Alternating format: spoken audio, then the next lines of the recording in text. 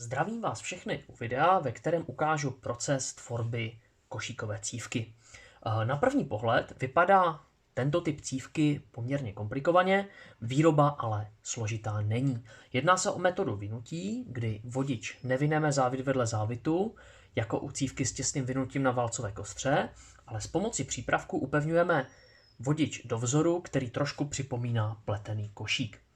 Takto vytvořená cívka má oproti těsnému vynutí mnohem menší vlastní kapacitu, protože vodiče mezi sebou mají vzduchové mezery. Cívka nedrží na pevném jádru a jednotlivé smyčky cívky jsou od sebe daleko, přímo spolu nesousedí. To uvidíte, jakmile ji budeme vinout. Oproti cívce těsně vynuté na kostře nemusíme tedy prakticky brát v potaz její parazitní kapacitu, alespoň ne u přijímače na dlouhých a středních vlnách nebo pro dlouhé a střední vlny, jako jsou tyto krystalky. Další vlastností košíkové cívky, poměrně jako viditelnou vlastností, je její zjevná vizuální atraktivita. Ten design je prostě pěkný, upoutává pozornost a proto si myslím, že pro stavbu krystalky v kroužku se košíková cívka hodí. Tak, co všechno budeme potřebovat? Cívku budeme vinout měděným lakovaným drátem s pajitelnou izolací o průměru 0,3 mm, s tím, že ale samozřejmě je možné tu cívku navinout i jiným vodičem. Používaly se vodiče opředené, používalo se třeba vysokofrekvenční lanko, ale já mám zkušenost, že ten měděný drát velmi dobře drží, pokud použijeme vteřinové lepidlo. Dále budeme potřebovat vyrobit přípravek a k tomu se nám bude hodit pravítko a úhloměr, kružítko, potom posunu, ať to jde dobře vidět, a potom v neposlední řadě samozřejmě na ten přípravek potřebujeme nějakou destičku a trny, pomocí kterých tu cívku budeme vinout. Tak, já to tady uklidím a ukážeme si, jak ten přípravek navrhnout.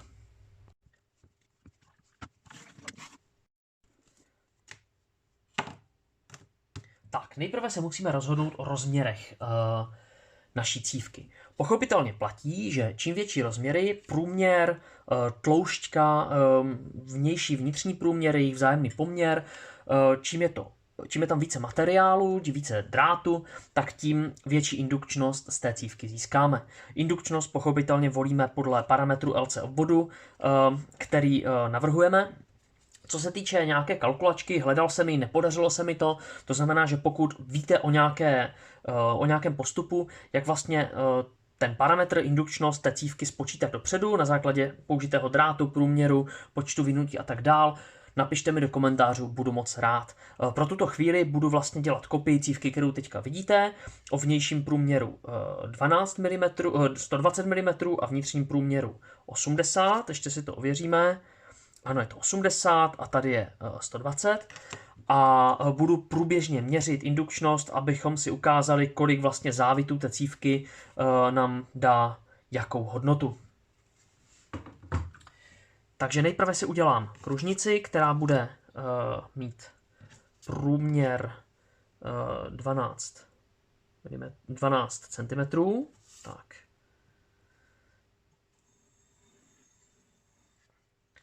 A druhou, která bude mít ten průměr 8.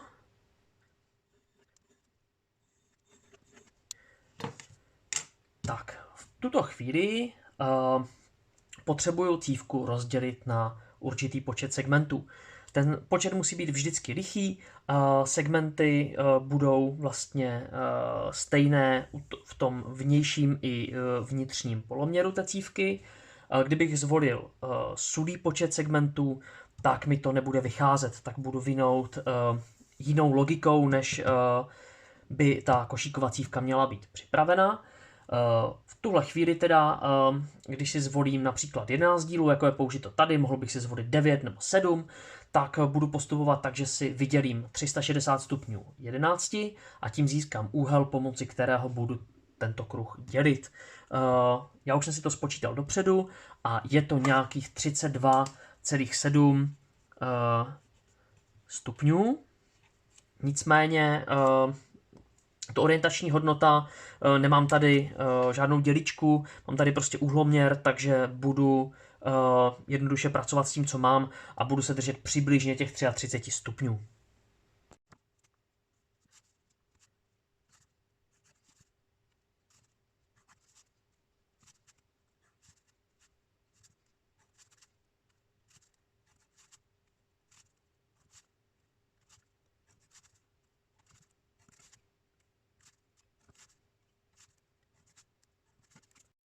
Tak pro tvorbu přípravku si tady teďka udělám otvory, pomocí kterých pak budu značit, kde mám vrtat v dřevěném prkénku.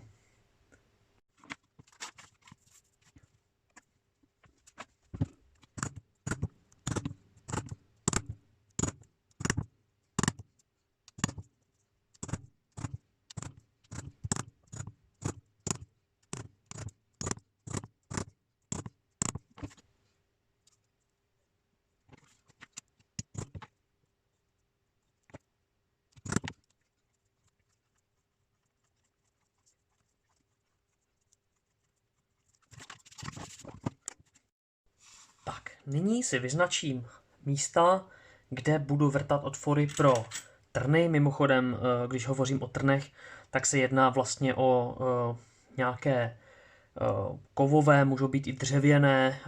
Viděl jsem dřevěné, ale nevím, jestli by se mi s nima dobře pracovalo vzhledem k vteřinovému lepidlu. Vlastně nějaké kolíčky, které půjdou vložit a vyndat, v mém případě teda zašroubovat a vyšroubovat z těch připravených otvorů a kolem kterých tu cívku budu vinout. Takže trny jsou tady pro mě M5kové šrouby, které tady ten dřík mají hladký, což je velmi důležité, aby se mi tam ten drát na to příliš nechytal. Tak, nyní si vyznačím, kde budu vrtat po vnějším obvodu. A teďka už potřebuju, abych s tím nehýbal, takže si to zkusím nějak takhle lépe chytit.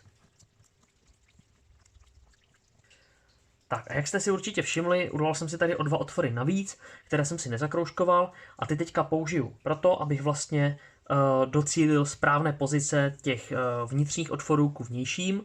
To znamená, v tuhle chvíli si chytnu ten přípravek nějakým bodcem, použiju třeba tady tento, aby mi neujel a pohnu s tím tak, abych těmi otvory viděl vlastně 2 moje značky. Tím pádem jsem si jistý, že mám momentálně správnou pozici cikcak těch trnů ve vnějším i vnitřním obvodu a zase si vyznačím, kde budu vrtat.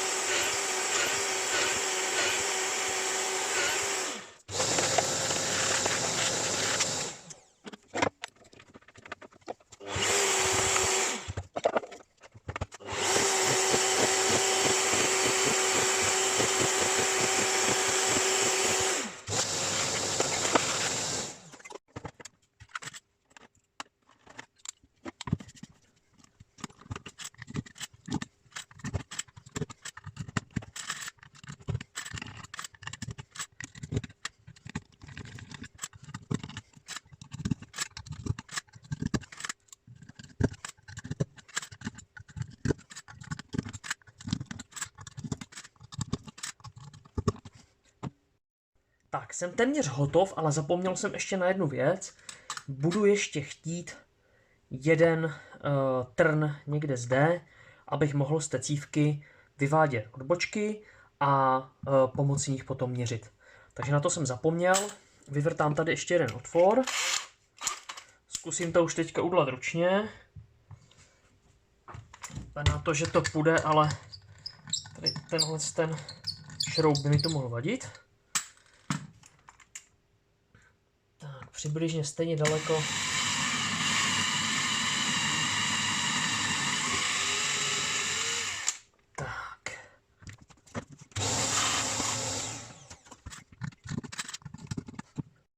Nyní tedy budeme potřebovat samotný vodič a vteřinové lepidlo, pomocí kterých ty jednotlivé vrstvy budou držet u sebe.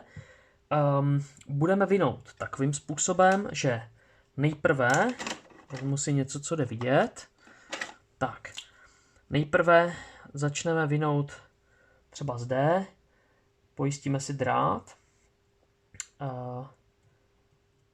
zajistíme si ho takto a potom půjde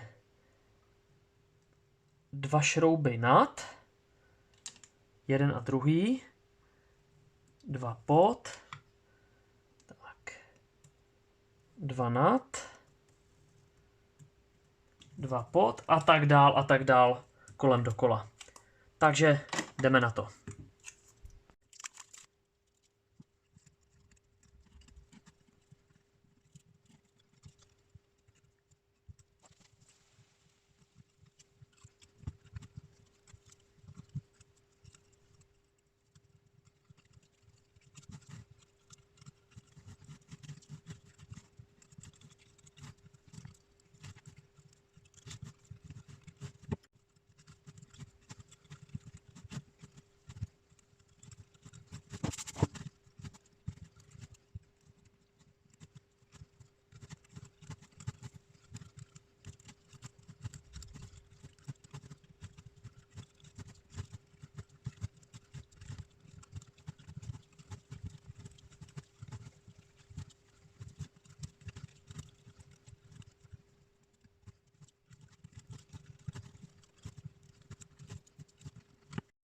Tak, přátelé, mám dovinuto, bohužel jsem udělal několik chyb, mezi které patří i smazání videa.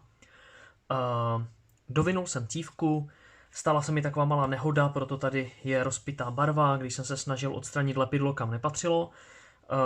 Nicméně se to povedlo a teďka jsem v procesu vytahování těch jednotlivých trnů.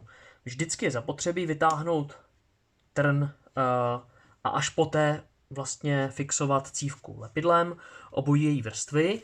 Takže tady vidíte místa, kde už jsem aplikoval vteřinové lepidlo. Bohužel poprvé tedy vinu cívku průměrem 0,3 místo silnějších průměrů a vypadá to, že to k sobě dobře nechytá. To znamená, že teďka ještě místo vteřinového lepidla použiju tavnou pistoli a budu muset některá místa té cívky zpevnit tavnou pistolí, což nebude úplně 100% vzhledné, ale zachrání to ten celkový výrobek.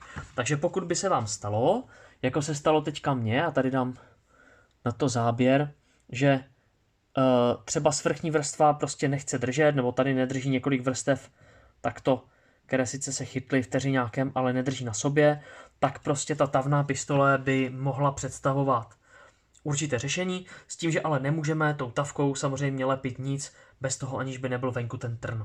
Jo, proto tady některé trny chybí. Na přeskáčku jsem teda odstraňoval trny a aplikoval lepidlo, ale jak už jsem říkal, bohužel jsem si to video smazal.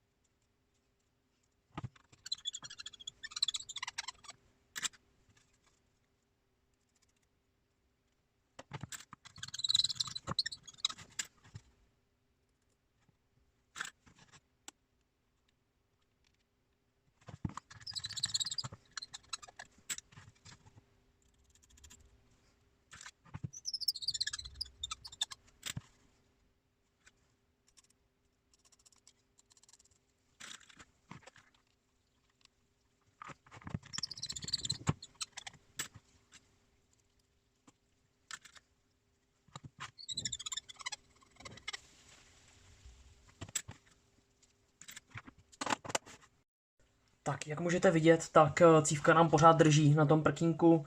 Je to proto, že jsem použil poměrně hodně lepidla místy. Přidával jsem to lepidlo protože mi ty jednotlivé vrstvy prostě špatně držely u sebe. I proto se vlastně teďka vracím k tomu, že kdybych použil větší průměr toho vodiče, bude to držet mnohem lépe. Takže ta 0,3 možná není úplně nejvhodnější, ale už u té demonstrace zůstanu, přetáčet to rozhodně nebudu. Teďka se pokusím odstranit tu cívku z toho dřevěného prkénka pomocí zalamovacího nože. Zkusím na to jít citlivě, ať se mi ta cívka nerozpadne a uvidíme, co to udělá. Pokud by se mi to náhodou nepovedlo, aspoň to bude další cesta, kterou nejít. A držte mi palce, ať se to povede, na video to určitě dám.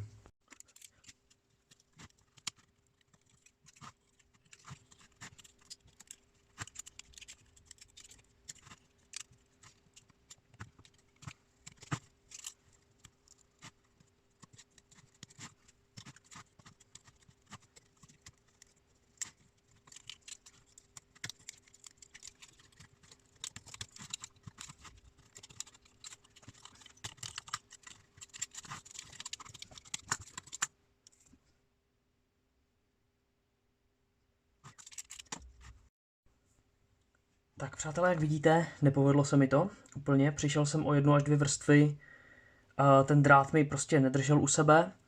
Úplně jsem to nečekal, protože u těch předchozích cívek, které jsem ukazoval na začátku, ukážu ji teďka.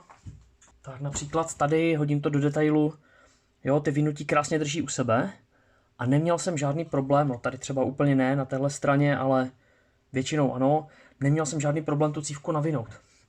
Jo, tady když jsem použil vteřinové lepidlo, musel jsem ho použít víc, nebo možná jsem nemusel použít víc lepidla, použil jsem ho, aby to více drželo u sebe a dopadlo to, jak to dopadlo, takže pravděpodobně by teďka bylo cestou odstranit vlastně spodní vynutí, přijít na to, kde ta cívka začíná a třeba ji používat od druhé odbočky, což asi zkusím ještě udělat, jestli z ní přece jenom něco nepůjde zachránit, takže nebude tak velká a tím pádem bych akorát nedoporučoval používat takto jemný vodič, pokud samozřejmě nepřijdeme na nějaký lepší způsob, jak tu cívku držet u sebe. Takže já teďka vyzkouším očistit úplně všechny ty vodiče, které mi bohužel zůstaly přilepené k té destičce a proměřím, jestli zbytek té cívky bude k nějakému projektu použitelný.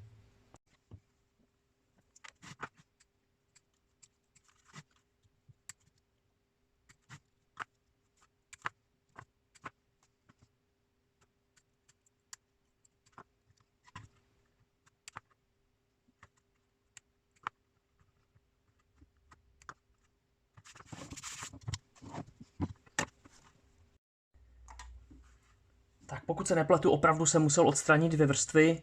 Myslím si, že bude ten kraj cívky samozřejmě nepoužitelný, ale pořád nám tady zbývá několik odboček, které si myslím, že s nima nebude vůbec nic špatně. Jako ukázka toho, jak tu cívku vinout, si myslím, že to je dostačující. Jako ukázka toho, jak ji lepit k sobě, tak si nemyslím, že by to byla nejlepší cesta. Měl jsem prostě použít méně lepidla, případně rovnou použít tavnou pistoli. Jo, jak vidíte, jde ta tavka vidět, u toho silnějšího vodiče by nebyla asi potřeba, ale takhle se dalo zachránit aspoň něco. Takže tuto pocínovat a proměřit.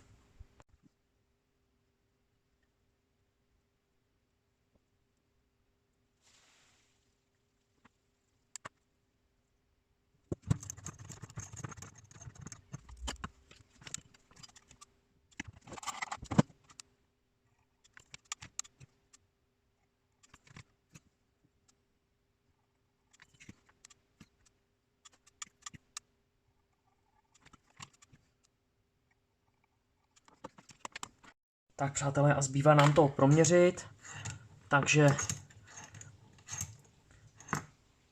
vezmeme naši cívku, zapojíme si měřák indukčnosti,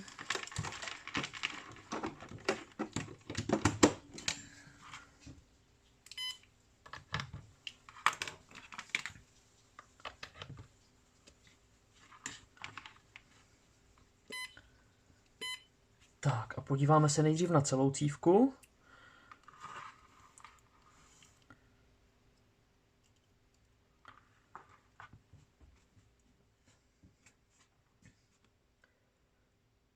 Tak a vidíme hodnotu 667 mikrohenry. O odbočku méně máme 442. Další odbočka 217 a předposlední odbočka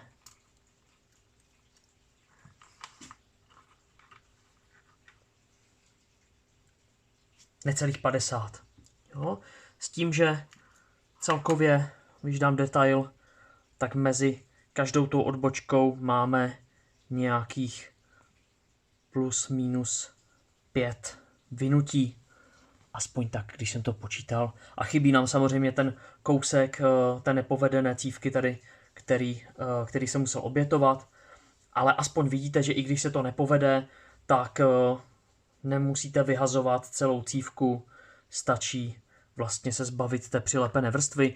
Ale myslím si, že by to pomocí té tavné pistole, kdybych nepoužíval tolik vteřinového lepidla, šlo vyřešit mnohem lépe. Takže děkuji, že jste koukali. Budu se na vás těšit u nějakého dalšího videa, protože v tématu krystalek budeme pokračovat.